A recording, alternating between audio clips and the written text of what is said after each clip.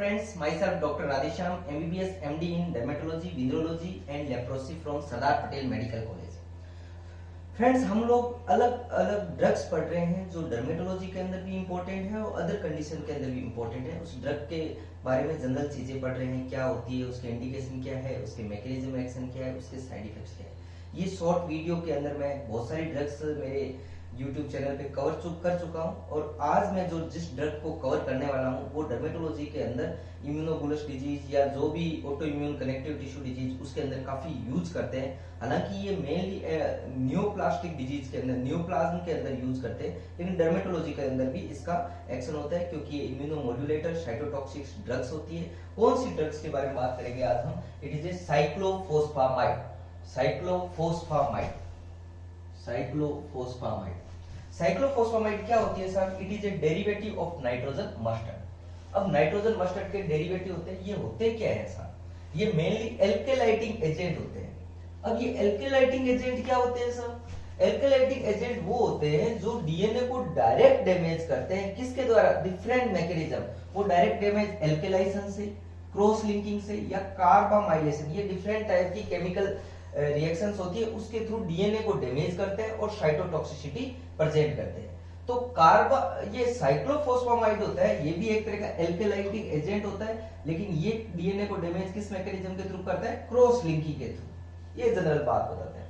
अब हम आगे बढ़ रहे हैं साइक्लोफोस्फामाइड की। हम पढ़ रहे हैं सबसे पहले फार्मेकोलॉजी क्या होती है, इसकी बायोअवेलेबिलिटी 75% होती है, half life 5 to 9 hour, metabolism liver के थ्रू होता है। किसके? हेपेटिक मेटाबॉलिज्म CYP450 सिस्टम के थ्रू। इसके वजह से जो ड्रग्स एंजाइम इंड्यूसर है इसकी, तो इसका एक्शन क्या कर देंगे? शॉर्ट कर देंगे और एंजाइम इनहिबिटर इसकी टॉक्सिसिटी कर सकते हैं। तो ये हमें इनका ड्रग इंटरेक्शन के बारे में भी ध्यान रखना होता है क्योंकि it is A hepatic CYP450 system से मेटाबोलाइज होती है। एक्सक्रीशन की बात करें तो इसके 20% अनचेंज्ड होती है, लेकिन एक्टिव मेटाबोलाइट्स यूरिन के थ्रू 30 to 60% एक्सक्रीट होते हैं, जिसकी वजह से यूरिन के अंदर हेमरेजिक सिस्टाइटिस वगैरह कुछ साइड इफेक्ट्स आते हैं। वो इसलिए होते हैं कि एक्टिव मेटाबोलाइट्स यूरिन के थ्रू एक्सक्रीट होते हैं। अगर उसको इसका साइड इफेक्ट आएगा वो हम आगे देखेंगे। अब बात करते हैं मेटाबॉलिज्म कैसे होता है साहब? साइक्लोफोस्फामाइड एक प्रो ड्रग होती है। ये क्या होती है? साइक्लोफोस्फामाइड क्या करता है? प्रो ड्रग 4 हाइड्रोक्सी साइक्लोफोस्फामाइड के अंदर चेंज होती है। 4 हाइड्रोक्सी साइक्लोफोस्फामाइड आगे किसके अंदर चेंज होता है? एल्डोफोस्फामाइड की सहायता से एल्डोफोस्फामाइड डिहाइड्रोजिनेज एंजाइम की सहायता से इनएक्टिव भी कंपाउंड बना सकता है। इसके अलावा ये क्या करता है? दो एक्टिव कंपोनेंट बनाता है, जिसकी नंबर 1 तो होता है एक्रोलीन, वेरी इंपॉर्टेंट, एक्रोलीन। दूसरा होता है फोस्फोरामाइड मस्टर्ड। ये क्या होते हैं? एक्टिव एजेंट होते हैं। एक्टिव एजेंट ये डायरेक्ट साइटोटॉक्सिक करता है और ये भी क्या करता है? सेल डैमेज करता है। ये क्या, कैसे सेल डैमेज? ग्लूटाथायोन के स्टोर को कम करके ये सेल डैमेज करता है। तो यहाँ पर very important active metabolite acrolein को तो याद ही रखना है क्योंकि जो हेमरेजिक सिस्टाइटिस होता है इसका एक मेजर साइड इफेक्ट वो एक्रोलीन की वजह से होता है। आगे क्या होता है इसके बारे में देखेंगे। और दूसरा होता है फोस्फोरामाइड मस्टर्ड। तो ये इसका मेटाबॉलिज्म हो गया। नेक्स्ट आगे मैकेनिज्म ऑफ एक्शन की बात करें, it is alkylating agent act by cross linking. इसके अलावा वेरी इंपॉर्टेंट, ये मेनली कौन सी सेल्स पे एक्शन करता है? ये बी सेल्स पे एक्शन करता है। किसके ऊपर? बी सेल्स के एक्शन। तो ये बी सेल पे एक्शन करता है जो ऑटो इम्यून डिजीज जिसमें एंटीबॉडी मीडिएटेड एक्शन होता है, जैसे इम्यूनोबुलस डिजीज या SLE, उनके अंदर इस साइक्लोफोस्फामाइड का बहुत शानदार रोल होता है। इसके अलावा ये क्या करता है? टी के अंदर टी हेल्पर पे ज्यादा इफेक्ट करता है, ये एक जनरल बात। थर्ड पॉइंट आता है, ये साइटोटॉक्सिक ड्रग होती है जिसकी वजह से ये न्यूप्लाज्म के अंदर यूज होती है और ये क्या करते हैं? साइटोटॉक्सिक सेल साइकिल पे कोई स्पेसिफिक इफेक्ट नहीं डालती है। तो ये एक जनरल बात हो गई कि इसका मैकेनिज्म ऑफ एक्शन। इसकी रेजिस्टेंस भी हो सकता है। क्यों हो सकता है? अगर कुछ म्यूटेशन हो जाए, चेंज हो जाए तो सेल का पेनिट्रेशन कम हो जाए, ड्रग का मेटाबॉलिज्म ज्यादा हो जाए, एंजाइम इंड्यूसर, या डीएनए रिपेयर, सेल के अंदर कोई डिफेक्ट हो गया, डीएनए रिपेयर सिस्टम इनएक्टिवेट हो गया, डिक्रीज हो गया, तो भी रेजिस्टेंस हो सकता है।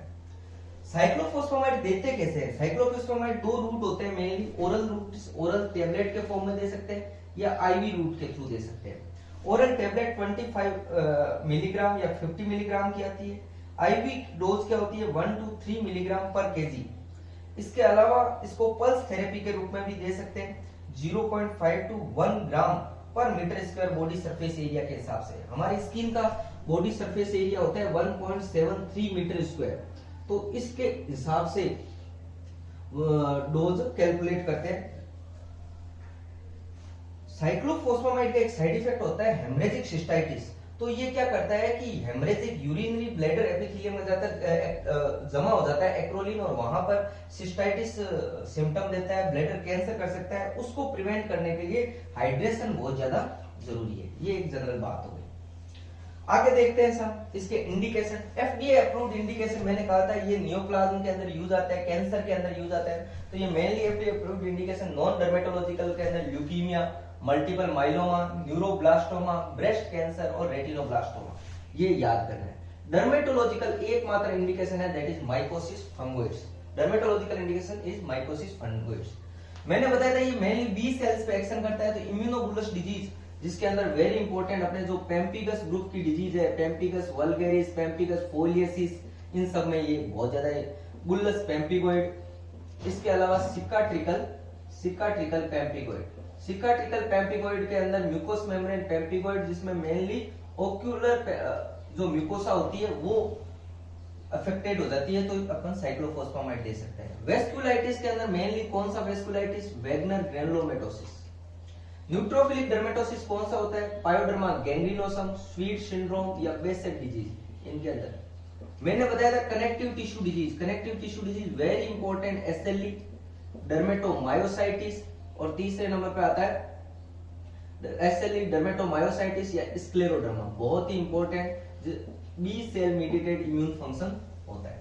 तो ये एसएलई, जब एसएलई के अंदर स्टेरॉइड या एजाथायोप्रिन दूसरे इम्यूनोमोड्यूलेटर फंक्शन काम नहीं करते हैं तो हम क्या देते हैं? साइक्लोफॉस्फेमाइड देते हैं। स्क्लेरोडर्मा के अंदर कहां पर देते हैं? स्क्लेरोडर्मा के अंदर जब इंटरस्टिशियल लंग डिजीज हो जाती है तो साइक्लोफॉस्फेमाइड की पल्स देते हैं। पल्स से एक बात चीज ये हुई कि पल्स थेरेपी का भी साइक्लोफॉस्फेमाइड एक पार्ट होता है। पल्स थेरेपी कौन सी पल्स थेरेपी? जैसे अपन कहते हैं इम्यूनोबुलस डिजीज के अंदर एक पल्स थेरेपी होती है जिसको अपन कहते हैं DCP, dexamethasone cyclophosphamide pulse therapy. DCP के अंदर क्या करते हैं? डे वन के अंदर डेक्सामेथासोन 100 मिलीग्राम देते हैं। कितने? 500 मिलीग्राम ml, 5% डेक्सट्रोज के अंदर। सेकंड के अंदर डेक्सा तो देते ही हैं ये सेम, साथ में साइक्लोफॉस्फेमाइड भी देंगे। साइक्लोफॉस्फेमाइड कैसे देंगे? 500 जो मिलीग्राम साइक्लोफॉस्फेमाइड होता है वो कितने? 100 ml NS के अंदर देते हैं। और डे थर्ड के अंदर क्या देंगे?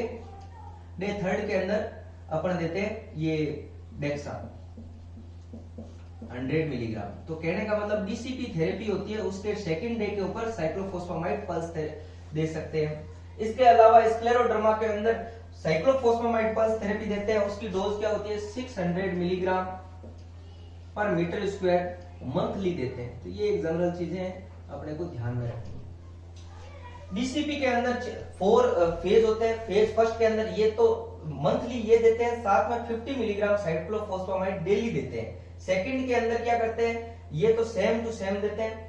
और थर्ड के अंदर ये डेक्सामेथासोन हटा देते हैं, डेली साइक्लोफॉस्फेमाइड डेली देते हैं। कितनी? 50 mg। तो ये चीजें ध्यान रखनी। नेक्स्ट वेरी इंपॉर्टेंट आता है एडवर्स इवेंट। एडवर्स इवेंट क्या होता है वो चीजें अपन देखते हैं। एडवर्स इवेंट क्या होता है वो चीजें अपन देखते हैं। वेरी इंपॉर्टेंट, हेमरेजिक सिस्टाइटिस या ब्लैडर कैंसर। ब्लैडर की जो एपिथेलियम होती है ट्रांजिशनल सेल ट्रांजिशनल सेल होती है, इसका ट्रांजिशनल सेल कार्सिनोमा डेवलप हो जाता है।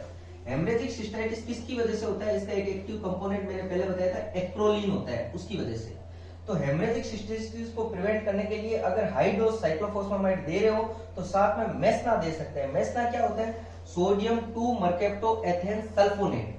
ये आईवी या ओरल रूट से दे सकते हैं। तो ये हमें याद रखना है कि haemorrhagic cystitis is the most common side effect of this cyclophosphamide. किसकी वजह से होता है? एक्रोलीन की वजह से होता है। इसका ट्रीटमेंट क्या होता है? मेस्ना होता है। और इसको प्रिवेंट करने के लिए क्या कर सकते हैं? High dose hydration therapy. GIT का क्या साइड इफेक्ट होता है? Anorexia, nausea, vomiting, hepatotoxicity, steatorrhoea. Haematological side effect क्या होता है? एनीमिया, ल्यूकोपीनिया, थ्रोम्बोसाइटोपेनिया यानी myelosuppression, very important. Reproductive age group के अंदर क्या होता है? एजोस्पर्मिया और प्रीमेच्योर ओवेरियन फेलियर। एजोस्पर्मिया और प्रीमेच्योर ओवेरियन फेलियर। एजोस्पर्मिया मतलब ये गैमेटोजेनेसिस पे इफेक्ट डालता है, जिसकी वजह से एजोस्पर्मिया हो सकता है। टेस्टोस्टेरोन देने से ये रिस्क कम हो सकती है। इसी तरह से ल्यूप्राइड क्या करता है? प्रीमेच्योर ओवेरियन फेलियर को कम करता है। ये एक जनरल चीज है। क्यूटेनियस साइड इफेक्ट क्या आता है? क्यूटेनियस पिगमेंटेशन कराता है, कहां पर? स्किन, नेल और टीथ के ऊपर। एनादर इफ्लुएम और ड्रग रिएक्शन लाइक एसजेएस10 हो सकती है। अब बात करते हैं इंडिकेशन के बाद में कॉन्ट्रा इंडिकेशन। कॉन्ट्रा इंडिकेशन क्या होता है? ड्रग की एलर्जी, अगर बोन मेरो ऑलरेडी सप्रेस्ड है तो एब्सोल्यूट कॉन्ट्रा इंडिकेशन। प्रेगनेंसी में कैटेगरी डी ड्रग है, ये दवाई प्रेगनेंसी के अंदर भी नहीं देनी चाहिए और रिप्रोडक्टिव एज ग्रुप के अंदर भी नहीं देनी चाहिए। क्यों नहीं देनी चाहिए? मैंने बताया था, इट इज ए गैमेटोजेनेसिस पे इफेक्ट डालता है, एजोस्पर्मिया कराता है और इसके अलावा प्रीमेच्योर ओवेरियन फेलियर कराता है। लैक्टेशन के अंदर नहीं देना है। अगर हिस्ट्री ऑफ ब्लैडर कैंसर है, मैंने बताया था हिस्ट्री ऑफ ब्लैडर कैंसर है, उसके अंदर भी नहीं देना चाहिए। मैंने पहले बताया था कि इट इज ए नियोप्लाज्म के अंदर ट्रीटमेंट के रूप में काम लेते हैं, लेकिन वो नियोप्लाज्म स्पेसिफिक नियोप्लाज्म है। इसके अलावा ये ब्लैडर कैंसर, एससीसी, लिम्फ भी करा सकता है। रिलेटिव इसके कॉन्ट्राइंडिकेशन क्या है? अगर एक्टिव इन्फेक्शन है या रीनल और हिपेटिक इंपेयर्ड फंक्शन है तो रिलेटिव कॉन्ट्राइंडिकेशन है। ये जनरल छोटी छोटी बातें हैं साइक्लोफॉस्फामाइड के द्वारा। साइक्लोफॉस्फामाइड एल्कलाइटिंग एजेंट होता है, इसके दो एक्टिव कंपोनेंट होते हैं, एक्रोलीन और फॉस्फोरामाइड मस्टर्ड होता है। और ये मेनली किसके ऊपर काम करता है? बी सेल के ऊपर काम करता है। बी सेल पे काम करने पे ये ऑटो इम्यून डिजीजेज जिनके अंदर एंटीबॉडी मीडिएटेड होती है उस पर बहुत अच्छा इफेक्ट डालता है। डर्मेटोलॉजिकल इंडिकेशन की बात करें, एफडीए अप्रूव्ड वो होता है माइकोसिस फंगोइड्स, लेकिन इम्यूनोबुलस डिजीज के अंदर हम डीसीपी थेरेपी के अंदर भी इसका यूज करते हैं। इसका जो मोस्ट कॉमन साइड इफेक्ट होता है हेमरेजिक सिस्टाइटिस होता है, वो एक्रेलिन की वजह से होता है और ये मेसना इसका ट्रीटमेंट होता है। रिप्रोडक्टिव एज ग्रुप के अंदर इसको नहीं देना चाहिए क्योंकि एजोस्पर्मिया और ओवेरियन फेलियर कराता है। ये सारी चीजें साइक्लोफॉस्फामाइड के बारे में थी। अगर आपको इसी तरह से और भी दूसरी डिजीज ड्रग्स के बारे में आपको जानना है तो डॉक्टर राधे के नाम से मेरा चैनल है, उसको सब्सक्राइब कीजिए। मैं धीरे धीरे डेली हर 2, 4, 5 दिन के अंदर एक इंपॉर्टेंट ड्रग जो डर्मेटोलॉजी के अंदर इंपॉर्टेंट है, अदर कंडीशन के अंदर भी इंपॉर्टेंट है, उसके बारे में 8 से 10 मिनट के अंदर पूरा कंप्लीट करूंगा। Thank you very much.